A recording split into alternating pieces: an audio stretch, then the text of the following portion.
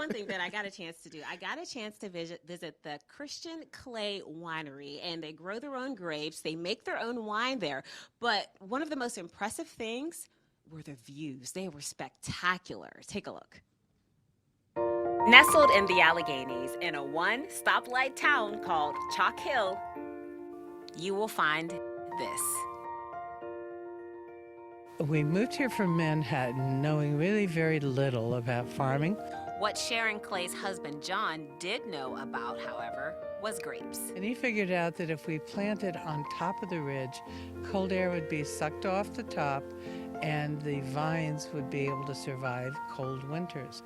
The theory was correct, and what began as 100 varietals of grapes flourished into a sprawling 215-acre farm, cultivating 14,000 vines.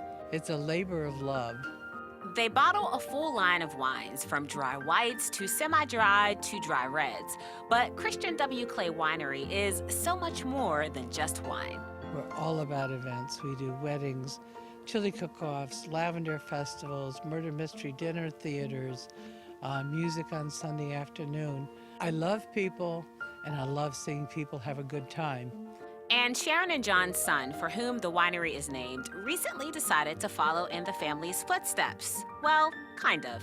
And about 6 years ago, he said, "You know, Mom, this is my home, and I really love it here, but I like whiskey." So that's why we have a distillery, Ridge Runner Distillery, right across the street. A hayride in autumn, a nip of whiskey in winter, a springtime wedding under the lights, or a wine tasting to while away the summer days. This place has something for everyone.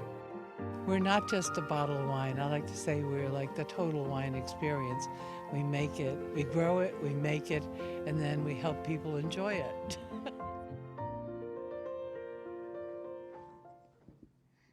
All right.